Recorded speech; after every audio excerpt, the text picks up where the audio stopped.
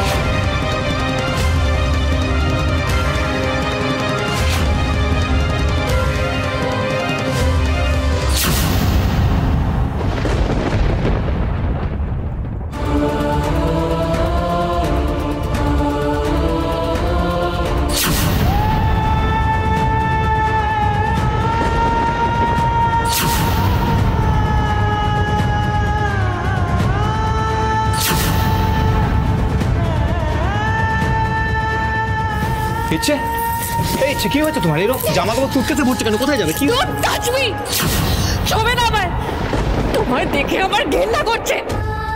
কি বললে তুমি? কি বললে? আমায় তোমার ঘেন্না করছে? কেন ঘেন্না করছে? কেন ঘেন্না করছে? কি করেছে মেয়ে? বলো, কি দোষ আমার? বলো। জানো না কি করেছো? জানো না একদম ভান করার চেষ্টা করবে না। কেন বুঝতে পারছো না যে তোমার মুখোশটা খুলে পড়ে গেছে? আর মুখোশের আড়ালে একটা নোংরা উচ্চাকাঙ্ক্ষী মানুষের মুখ বেরিয়ে পড়েছে। আমার কোনো মুখোশের প্রয়োজন নেই ইচ্ছে, আর উচ্চাকাঙ্ক্ষা, আমার কোনো উচ্চাকাঙ্ক্ষাও নেই। আমি একটা গ্রামের সাধারণ চাষির ঘরের ছেলে, আর শহরের একটা মেয়েকে ভালোবেসে তার সাথে একটা সাধারণ জীবন কাটাতে চেয়েছিলাম। ভালোবাসা? তোমার মুখ থেকে না এই ভালোবাসা কথাটা একদম মস্করার মতো শোনাচ্ছে। এটাকে ভালোবাসা বলে না আর্য? শোনো ইচ্ছে, আমি কোনোদিন ভালোবাসা ডেফিনেশন খুঁজতে যাইনি, কারণ আমি জানি আমি তোমায় ভালোবেসেছি, সত্যিকারের ভালোবেসেছি। আর ভালোবেসে আমি কি না করিনি তোমার জন্য? হ্যাঁ, কি না করিনি আমি?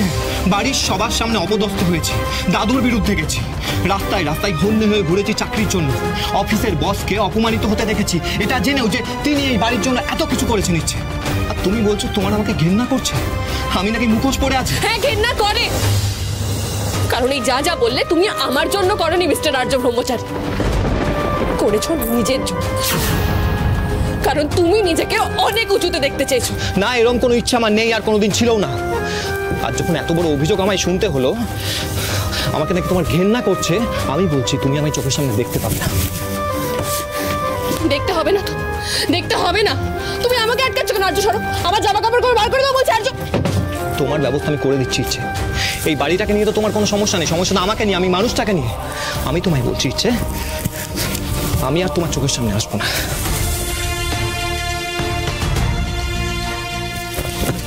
আমি কথা দিচ্ছি আজ থেকে তোমার চোখের সামনেই আসবো না, তাহলে শান্তি পাবে তো? কি বলতে চাইছো তুমি আর্য?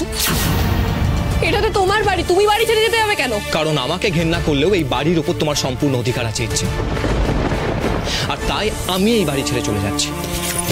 না, তুমি এই বাড়ি ছেড়ে যেতে যাবে কেন? এটা তো তোমার বাড়ি, এখানে তুমি সবার চোখের মণি। আমি তো পরের বাড়ির মেয়ে। তারপরেও একবার তোমাকে এই বাড়ি থেকে চলে যেতে বলে আমি যে ভুল করেছি, আমি সেই ভুল আর দ্বিতীয়বার করতে চাই না। তাই তুমি এই বাড়িতে থাকবে, আমি এখান থেকে চলে যাব।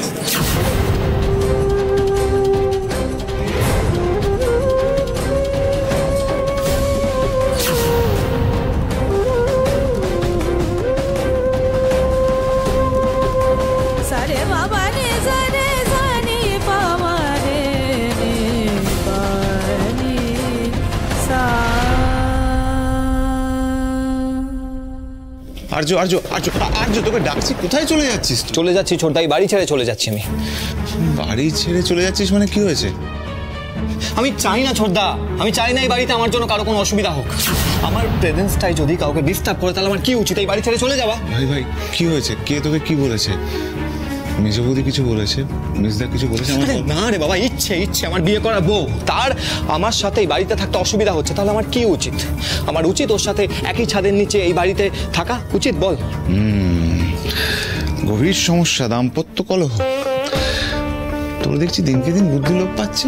আরে স্বামী স্ত্রীর মধ্যে এরকম হাজারো সমস্যা হয়, তাহলে তুই বাড়ি ছেড়ে চলে যাবি? হ্যাঁ ছোটদা, তুই যতটা ক্যাজুয়াল ভাবছিস বিষয়টা ততটা ক্যাজুয়াল না। আমার জন্য কারো এই বাড়িতে অসুবিধা হলে আমি এই বাড়িতে থাকতে পারবো না।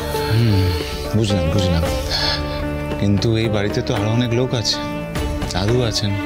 একবার ভেবে দেখ, দাদু যদি এই বয়সে জানতে পারেন যে তুই হুট করে বাড়ি ছেড়ে চলে গেছিস, তাহলে দাদুর শরীর খারাপ হবে। সেটা ভেবে দেখেছিস? ছোটদা, আমি বুঝতে পারছি, কিন্তু তুই আমার কথাটা বোঝার চেষ্টা কর। আর তাছাড়া আমার এই সিচুয়েশনটা যদি দাদু বুঝতে পারে, তাহলে দাদু আমাকেই সাপোর্ট করবে। তো থাকবি কোথায়? কোথায় আর থাকবো? থাকার জায়গার অভাব আছে নাকি? আর কোথাও যদি জায়গা না পাই, হোটেল তো আছে। হোটেলে? হ্যাঁ, হোটেলে না? অবশ্য আমি ভুলে গিয়েছিলাম, তুই তো আমার আর সেই ছোট ভাইটি নেই। বড় জায়গায় চাকরি করিস, অনেক টাকা উপার্জন করিস, তোর টাকার অভাব নেই, তুই হোটেলে থাকতেই পারিস।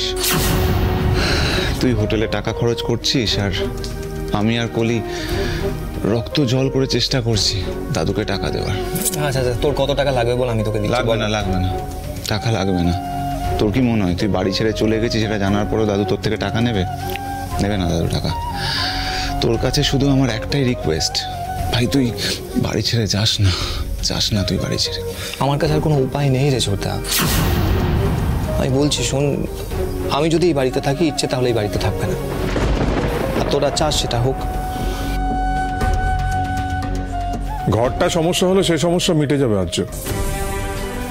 মিটবে না রে শেষদা। ইচ্ছে আমার সাথে এক ঘরে থাকতে চায় না, আর সেটা জানার পরেও আমি কি করে ওকে এক ঘরে থাকার জন্য বাধ্য করি বলতো?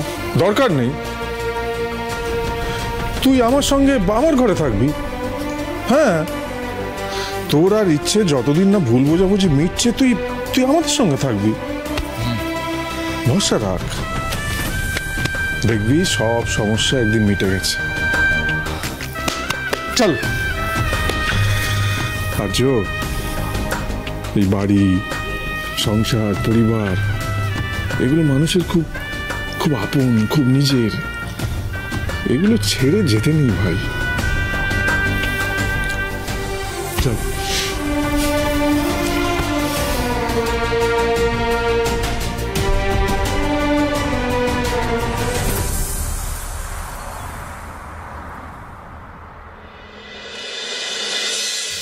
দিদি, হ্যাঁ দিদি, মন খারাপ করিস না রে।